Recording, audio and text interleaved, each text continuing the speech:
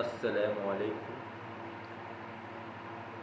আজ যেটা হচ্ছে দুনিয়াতে দেখতে পাচ্ছি যে আমরা মুসলমান নবীর বিরুদ্ধে কথা শুনতে হচ্ছে। আজকাল আমাদের হাতে কোনো পাওয়ার বা কোনো তাকত বা কোনো কিছু সিস্টেমেটিক তরিকা কিছু কাজ হচ্ছে না। সংবিধানের কানুন মানছে না। আজকাল যারা সত্তায় পাওয়ারে আছে যে সরকাররা, সেই সরকার কারোর কোনো মুসলমানের কথা শুনছে না। তো এই সব জিনিসগুলো দেখে একটাই মনে হচ্ছে কি আমরা মুসলমান কি ভারতে কোনো আমাদের হক নাই বা কোনো একটা কানুন না।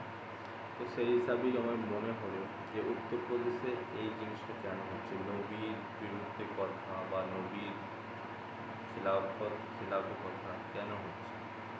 এই জিনিসটা বহুতই খারাপ লাগলো শুনে, বহুত আমার আঘাত হয়েছে। আমরা যদি 1-1.5 লাখ 2 লাখ 5 লাখ লোকের জন্য যদি রাম মন্দির তৈরি হতে পারে, হ্যাঁ আমি কথাটা 1 লাখ 2 লাখ 3 লাখ 5 লাখ 10 লাখ 130 কোটি মানুষের জন্য যদি রাম মন্দির তৈরি হতে পারে, তাতে আস্থা অবশ্যই আস্থা আছে, আমিও। তো আমাদের হজরত মোহাম্মদ সাল্লাল্লাহু আলাইহি ওয়াসাল্লামের বিরুদ্ধে যে খারাপ মন্তব্য করছে, তো আমাদের পুরো দুনিয়ায় কত কোটি কোটি আরব আরব মিলিয়ন ট্রিলিয়ন লোক হয়তো আছে, তাদের আঘাত হচ্ছে না।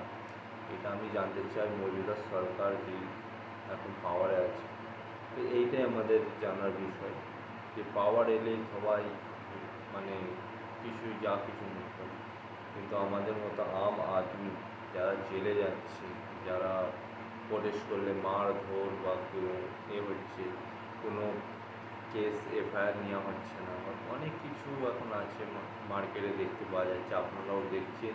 এবং আপনারাও হয়তো ওই মধ্যে একজন আমার ভিডিও দেখছেন, হয়তো পুলিশে মার খেয়ে আপনি ভিডিওটা এখন আপনার সামনে হয়তো এসছে।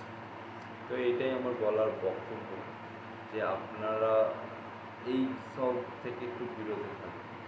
যেমন লড়াই দাঙ্গা বা কোনো জায়গায় দাঙ্গা করা থেকে একটু আমাদের এখানে অ্যাডভান্স টেকনোলজি ইস্তেমাল করতে হবে। যেমন ইউএনএতে যেমন রাজা গ্রাফির মানে একটা ইউটিউব চ্যানেল আছে, একটা ইউএনএতে পেটিশন ফাইল করেছে, কিউআরটা দিচ্ছি, স্ক্যান করে অবশ্যই আপনারা এতে অ্যাকসেপ্ট করবেন আর একটা জিমেল দেবেন, নামটা আর জিমেলটা অবশ্যই লিখবেন।